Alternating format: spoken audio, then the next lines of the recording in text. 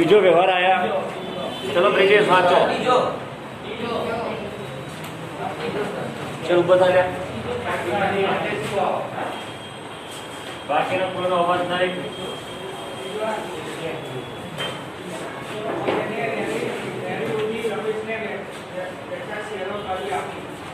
બોલો ચલો.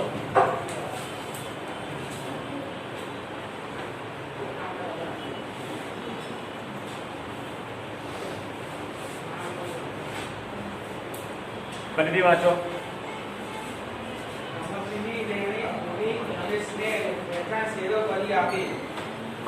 બોલો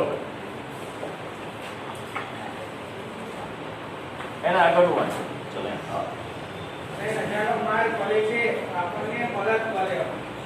આગળ બીજા નંબરનું.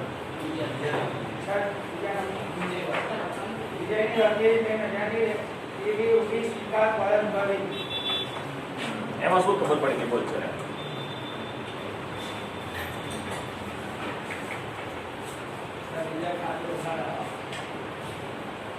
કેમ વિજય ખાતે ઉધાર કરી દો.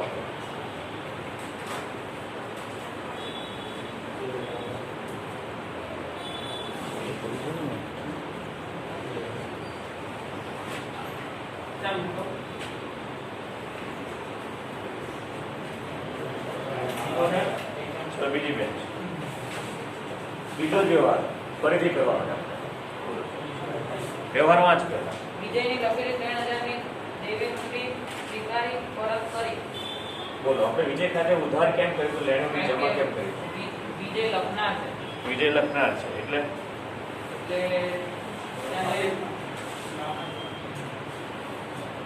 લેણી ઊંધી થાય એટલે તેના ખાતે ઉધાર આવે. તેના ખાતે ઉધાર આવે.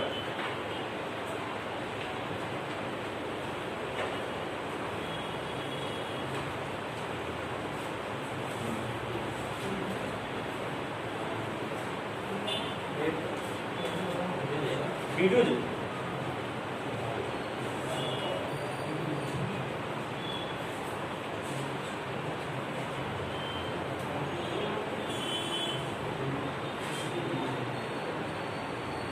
ચલો આ બાજુ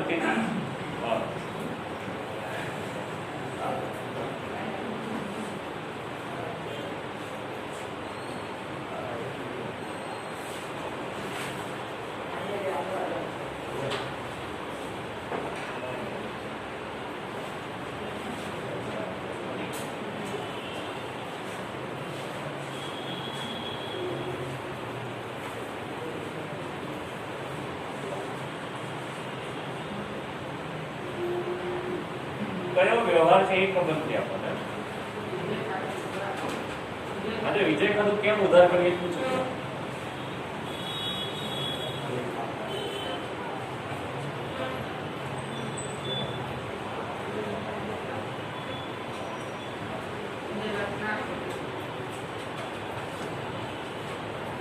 લખનાર છે એનું ખાતું ઉધાર કરી છે.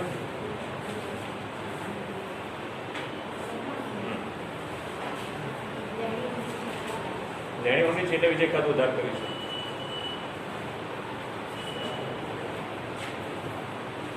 આમનું શું થઈ જાય આપણે બીજાની આમનું શું છે?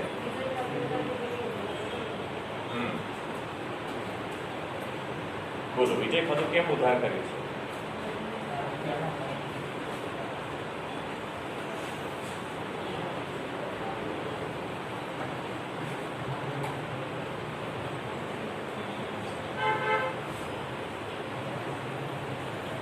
તો લેણી ઊંધી ખાતું કેમ જમા કર્યું?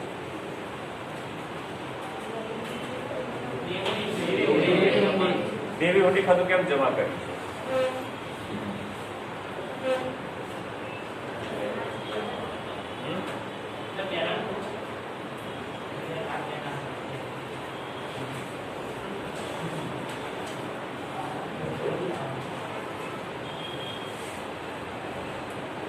બેસો.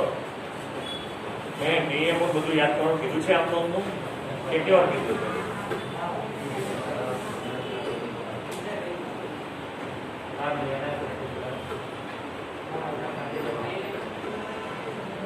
હજી કહું છું આ બધું નહીં આવડે તો કેવી રીતે આવડશે?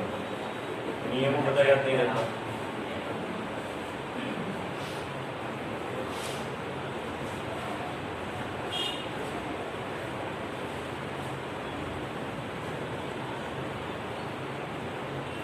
ચલો ત્રીજો વ્યવહાર કરીએ. એક ચર્ચા કરવી પડે. ચલો કોને આવડે ત્રીજો વ્યવહાર? બોલો ઉભા થઈને ત્રીજો વ્યવહાર.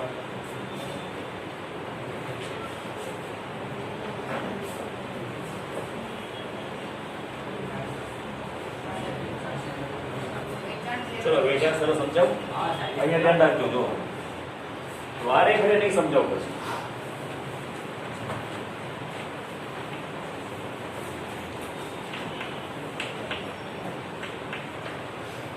બે વસ્તુને વેચાણ શરૂ કરવામાં આવે. એક ચેક અને બીજું હુંડી. વેચાણ શરૂ એટલે શું હોય? તો આપણને કોઈની પણ હુંડી મળી હોય કે કોઈની ચેક મળ્યો હોય, અને આપણને કોઈએ એટલે બીજી વ્યક્તિએ કાં તો ચેક આપ્યો હોય કાં તો હુંડી આપી હોય. બરોબર? એ ચેક કે હુંડી આપણે એની પાછળ સહી કરીએ આપણે અને આપણું નામ લખીએ. શું? આપણું નામ લખીએ અને આપણે સહી કરીએ અને બીજી વ્યક્તિને આપી દઈએ. તેને વેચાણ શરૂ કર્યું કહેવાય. દાખલા તરીકે કૃષ્ણ પાસેથી મારે 1000 રૂપિયા લેવાના હતા અને નરેન્દ્રને 1000 આપવાના હતા. તો સમજો, જોક્સ નથી કહેતો. કૃષ્ણ પાસેથી 1000 લેવાના હતા અને નરેન્દ્રને 1000 આપવાના હતા. તો કૃષ્ણએ મને ચેક આપ્યો 1000. તો હવે હું એ ચેકની પાછળ મારું નામ લખી કાઢું છું અને હું સહી કરી કાઢું છું અને હું નરેન્દ્રને આપી દઉં છું એ ચેક. તો એને કહેવાય વેચાણ શરૂ કર્યું. આગળ આવશે બધા. હુંડીમાં પણ આવશે. આગળ ચેપ્ટરમાં આવશે હુંડીની અંદર. યાદ રાખજો ફરીથી. પછી નહીં કહો વેચાણ શરૂ એટલે શું? બરોબર? એક વ્યક્તિ પાસેથી મળેલો ચેક કે હુંડી ની પાછળ નામ લખી અને સહી કરી બીજી વ્યક્તિને આપવામાં આવે તેને વેચાણ શરૂ કર્યો કહેવાય. ખ્યાલ આવ્યો બધાને હવે? બરોબર? તો હવે શું કરીએ છીએ આપણે? રમણીક પાસેથી મળી હતી ને આપણને હુંડી. બરોબર? રમણીક પાસેથી આપણને હુંડી મળી હતી. આપણે એ આપણા માટે કેવી હુંડી હતી? લેણી હુંડી હતી. એ વેચાણ શરૂ કરી આપણે કોને આપી? રમેશને આપી. બરોબર? આવડશે આપણને કોઈને? હવે આંગળી ઊંચી કરીને હવે આવડવું જોઈએ.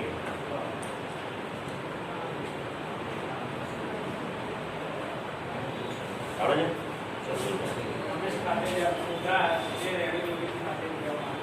બરોબર. ખ્યાલ આવ્યો?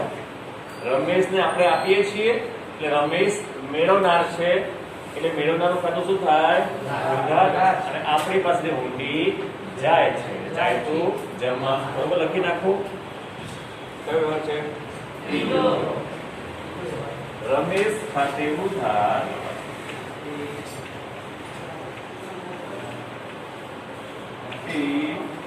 લેણી હુંડી. કેટલા રૂપિયાની હુંડી હતી? 8,000. એ રકમ અહીંયા લખવાની.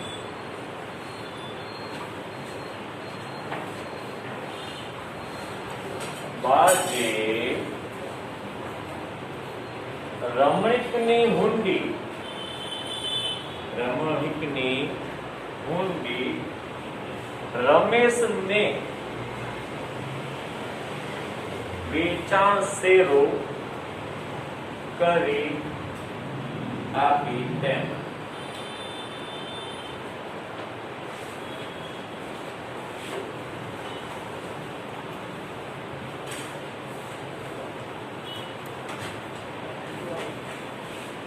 ચલો હવે પહેલી બેન્ચ બોલો જરા. ચોથો વિભાગ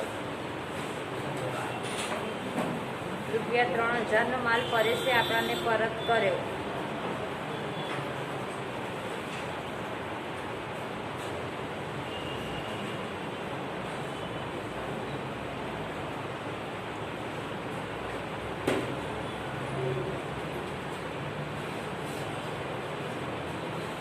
લેણી મૂડી ખાતે ઉધાર તે પરેશ ખાતે જમા. ચલો છેલ્લેથી ત્રીજી બેન્ચ.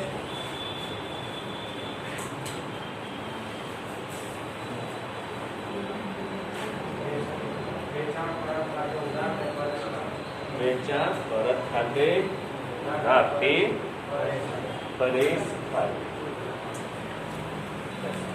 વ્યવહાર સમજ્યા ખરા?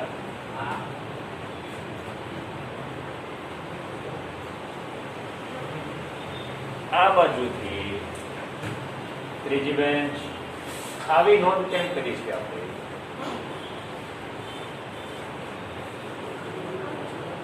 એ તને પૂછ્યું મેં કેમ દોઢી થાય છે?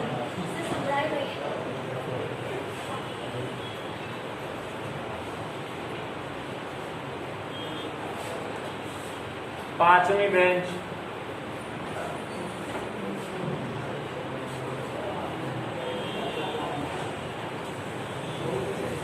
વેચાણ પરત એટલે શું? વેચાયેલો માલ પાછો આવે. ખ્યાલ આવ્યો બધાને? ત્રણેયને એટલે એને વેચાણ પરત કહેવાય. બરોબર. છઠ્ઠી બેન્ચ. ત્રણે બેસી ગયો. તો આ ખાતું ઉધાર કેમ કર્યું આપણે?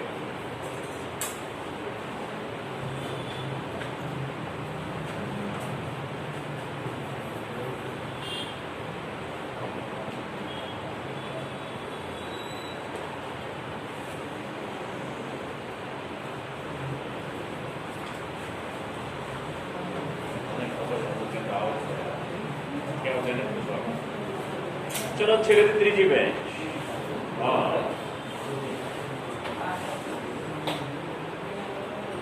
બોલો વેચાણ પરત ખાતું કેમ ઉધાર કર્યો?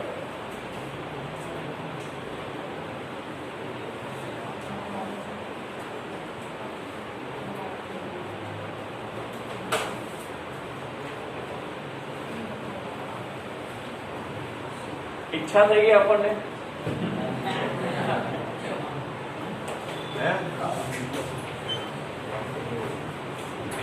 તો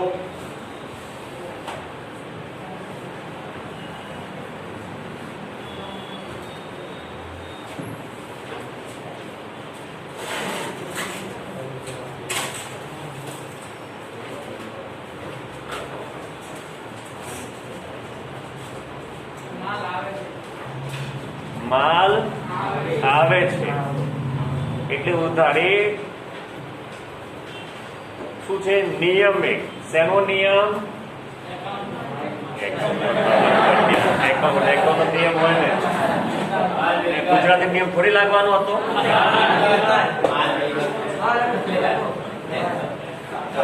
માલ મિલકત ખાતાના નિયમ મુજબ આગળ આપણે કેટલા 4 પેજ તૈયાર કરવા આપ્યા હતા?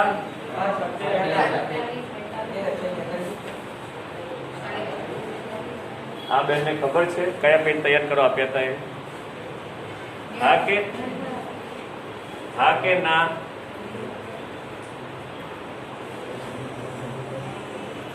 સમજી આગળ ખબર છે કયા કયા પેજ હતા? 36, 40, 42. અને કયા પેજ નંબર ઉપર નિયમો હતા એ કઈ ખબર છે? સાહેબ કોણ બોલ્યો વચ્ચે? કોઈ નહીં પાછળ હવે. 42 નંબરના પેજ ઉપર આ નિયમ અનુસાર આપણે ખાતું ઉધાર ને ખાતું જમા કરી શકાય. યાદ રાખો, તું તો રોજ આવે છે બળદિયા. દરેક વખતે નિયમો યાદ કરવાના. મારે બેસો. ફરી કહું છું, આમના નિયમો યાદ રાખો. શું આમાં હુંડી ક્યાં આવી ગઈ? આવી હુંડી આમાં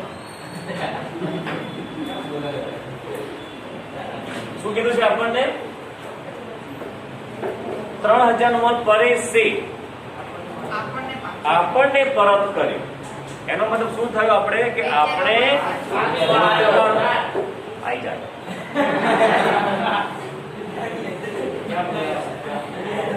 આપણે ભૂતકાળમાં, ભૂતકાળ એટલે તો ખબર પડે છે ને, એટલે કીજીએ ને આપણે કીજીએ. ભૂતકાળ એટલે અગાઉ, પહેલાનું.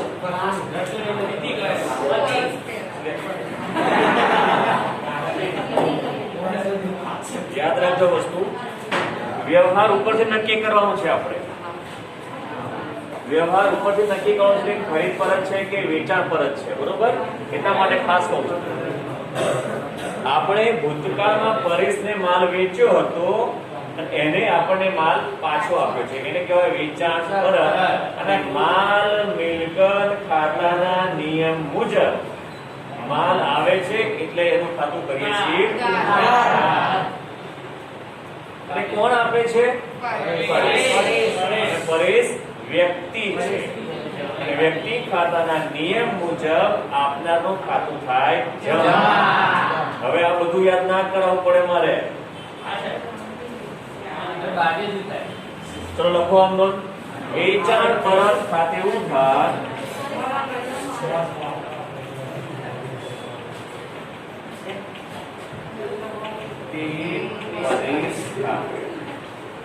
કેટલા રૂપિયા છે? 3000. બાજી પરેશને વેચેલ માલ પરત આવ્યો તેને.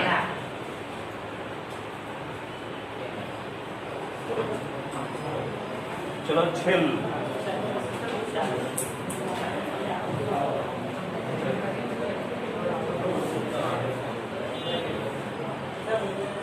ચલો આ બાજુ વચ્ચેથી છેલ્લીથી બીજી બેચ પાછી. બાકીના કોઈ વચ્ચે બોલે નહીં. થોડું વિચારો, વાંચો અને બોલો.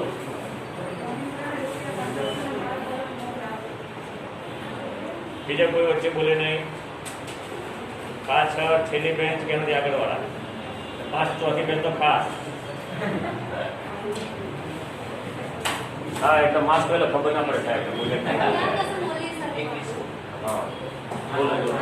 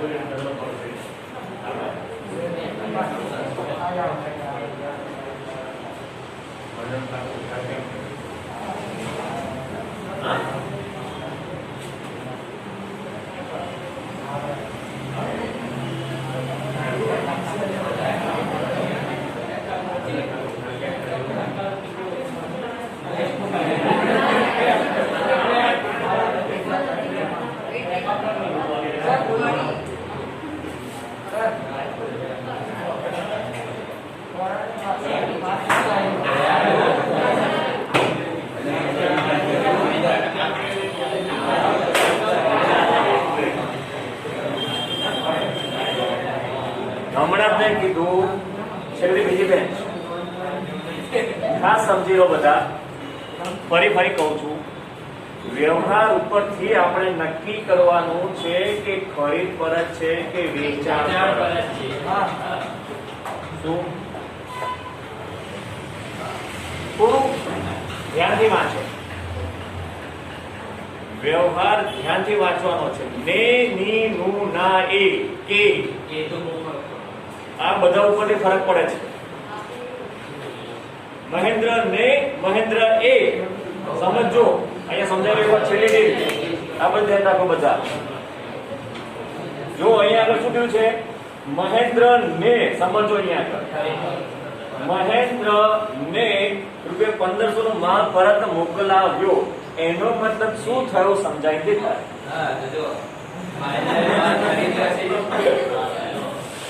બોલ આવા તે બીજા ફરીથી બોલ.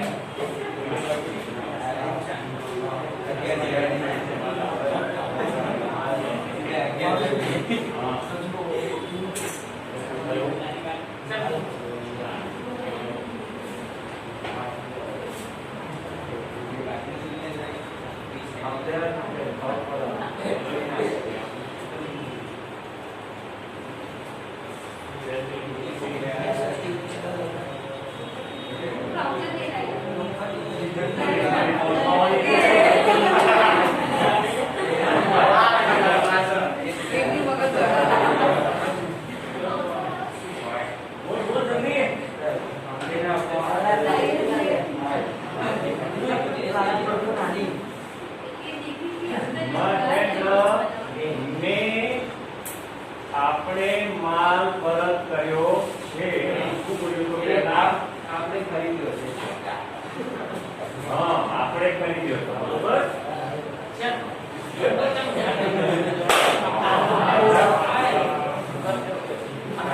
ફરી કહું છું, મહેન્દ્ર ને આપણે માલ ખરીદ્યો તો મહેન્દ્ર ને આપણે પરત મોકલાવ્યો છે. એટલે આપણે ખરીદેલો માલ પાછો જાય છે. એટલા માટે માલ મિલકત ખાતા નિયમ મુજબ જાય તો જમા. કોની પાસે જાય છે? મહેન્દ્ર. એટલા માટે આમનો લખો મહેન્દ્ર ખાતે ઉધાર તે ખરીદ પરત ખાતે. બોલતી ને 23 મિનિટ થઈ ગઈ તો